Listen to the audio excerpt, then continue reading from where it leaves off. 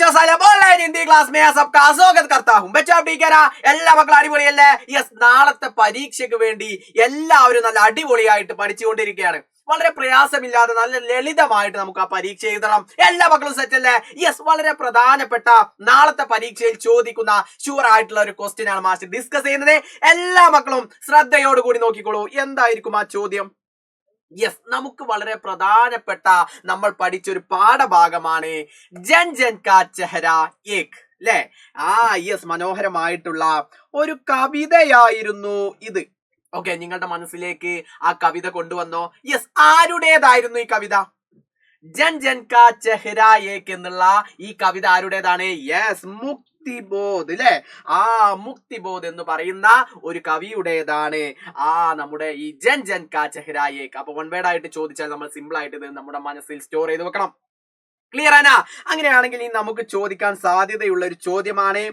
കവിത ആശയിലികെ അല്ലെ ജൻ ജൻ കെ ചെഹര ഏക് എന്നുള്ള കവിതയുടെ ആശയം നാളത്തെ പരീക്ഷയിൽ ചോദിച്ചാൽ എങ്ങനെ ലളിതമായിട്ട് നമ്മുടെ മനസ്സിൽ സെറ്റ് ആക്കണം അത് എങ്ങനെ നാളെ അപ്ലൈ ചെയ്യണം എന്നുള്ളതാണ് മാഷി വീഡിയോയിലൂടെ പറയുന്നത് എല്ലാ മക്കളും ശ്രദ്ധയോടുകൂടി നോക്കിക്കോളൂ കവിത ആശയം അല്ലെ നമുക്ക് ഇത്തരത്തിൽ എഴുതാം മക്കളെ ശ്രദ്ധയോട് കൂടി നോക്കിക്കോ പ്രസ്തുത കവിത ജൻ ജൻ കാ ചെഹര ഏക് ഹിന്ദി के प्रसिद्ध कवि अല്ലെ ഹിന്ദി के प्रसिद्ध कवि मुक्तिबोध की रचना है എന്താ പറഞ്ഞിട്ടുള്ളത് ആദ്യം നമ്മുടെ ആശയം എഴുതുമ്പോ ആ കവിത ആരുടേതാണ് എന്നുള്ളത് കൃത്യമായി നമ്മൾ പറഞ്ഞുകൊണ്ട് നമ്മൾ സ്റ്റാർട്ട് ചെയ്യണം അല്ലെ നമ്മൾ അത്തരത്തിൽ പറഞ്ഞുകൊണ്ട് നമ്മൾ സ്റ്റാർട്ട് ചെയ്തു പ്രസ്തുത കവിത അല്ലെ നമ്മുടെ ഈ കവിത ഏതാണ് ജൻ ജൻ കാ ചെഹര ഏക് എന്നുള്ളത് നമ്മൾ എന്ത് ചെയ്തു മെൻഷൻ ചെയ്തു ഇനി പറയുന്നുണ്ട് ഹിന്ദിക്ക് പ്രസിദ്ധ അല്ലെ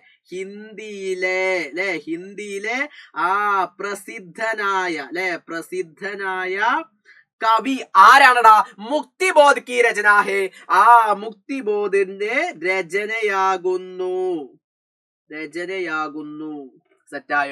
സെറ്റായോടാ യെസ് അപ്പൊ ആദ്യത്തെ നമ്മൾ എന്ത് ചെയ്തു സെറ്റാക്കി ഇനി നമുക്ക് അടുത്തത് നോക്കാം ഇസ്മേ കവി കഹ്തേ ഹേ ഇനി എന്താണ് ആ കവിതയിലൂടെ പറയുന്നത് അപ്പൊ നമുക്ക് നോക്കാം ഇതിലൂടെ അല്ലെ ഇതിലൂടെ കവി എന്ത് ചെയ്യുന്നു കഹ്തേ ഹേ പറയുന്നു യെസ് സെറ്റ് ഇനി നോക്കാം നമുക്ക് ഓരോന്നായിട്ട് പറയാം കി എന്തെന്നാൽ എന്താ പറയുന്നത് ജീവൻ ശൈലി അല്ലെ ജീവിത ശൈലിയെ അല്ലെ എന്തൊക്കെ പറയുന്നുണ്ട് ജീവൻ ശൈലി ജീവിത ശൈലി അതേപോലെ എന്ത് പറയുന്നടാ മക്കളെ യെസ് ഭാഷ അല്ലെ ഭാഷയും അതേപോലെ സംസ്കൃതി അല്ലെ കൾച്ചർ അല്ലെ കൾച്ചറിനെ കുറിച്ച് പറയുന്നു കൾച്ചർ അതേപോലെ പിന്നെ എന്ത് പറയുന്നു ആദി മുതലായവ യെസ് ഭിന്ന ഹോനെ പർ ബി അല്ലെ ഭിന്ന ഹോനെ പർ ബി മുതലായവ അതായത് ഭിന്ന വ്യത്യസ്തമായിട്ട് അല്ലെ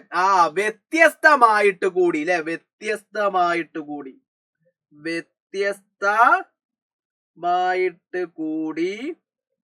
എന്ത് പറയുന്നുണ്ട് എന്നിട്ട് സബ് ലോകം ഖുഷി അല്ലെ സബ് ലോഗ് എന്ന സബ് എന്ന് പറഞ്ഞാൽ എല്ലാവരും ലോഗ് എന്ന് പറഞ്ഞാൽ ജനങ്ങൾ അപ്പൊ സബ് ലോകം എല്ലാ ജനങ്ങളും വ്യത്യസ്തമായിട്ട് കൂടി ആരാണ് എല്ലാ ജനങ്ങളും അല്ലെ എല്ലാ ജനങ്ങളുടെയും ജീവിത ശൈലി ഭാഷ കൾച്ചർ മുതലായവ വ്യത്യസ്തമായിട്ട് കൂടി എല്ലാ ജനങ്ങളുടെയും എന്താണ് ഖുഷി അല്ലെ ഖുഷി എന്ന് പറഞ്ഞാൽ സന്തോഷം പിന്നെ നമ്മളോട് എന്ത് പറയുന്നടാ യെസ് ദുഃഖ് അല്ലെ ദുഃഖ് എന്ന് പറഞ്ഞാൽ ദുഃഖം അതേപോലെ ആശ അല്ലെ ആശ എന്ന് പറഞ്ഞു കഴിഞ്ഞാൽ ആഗ്രഹമാണ് അല്ലെ ആഗ്രഹം ആദി മുതലായവ ഏക സമാൻ ഹേ മുതലായവയൊക്കെ എന്താണ് ഒരുപോലെയാണ് സമാനമാണ് അല്ലെ ഒരുപോലെയാണ്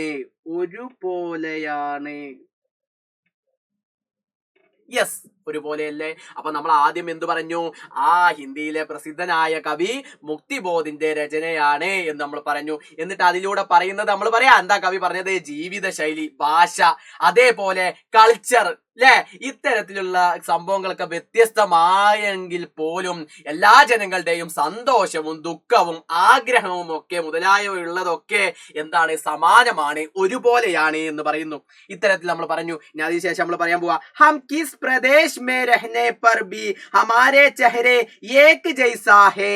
നമ്മൾ ഏത് പ്രദേശത്ത് നിന്നാൽ പോലും അല്ലെ, ഏത് പ്രദേശ് മേ രഹ്നെ പർ എന്ന് പറഞ്ഞു കഴിഞ്ഞാൽ നിന്നാൽ പോലും, നിന്നാൽ പോലും, ഹമാരെ ചെഹരെ അല്ലെ നമ്മുടെ മുഖം, അല്ലെ നമ്മുടെ മുഖം എന്താന്ന് പറയുന്നത്, ഏക് ജൈസാ ഹേ ഒരുപോലെയാകുന്നു. യെസ്. അപ്പൊ എന്താണ്, ഒരിക്കൽ കൂടി നമുക്ക് നോക്കാം.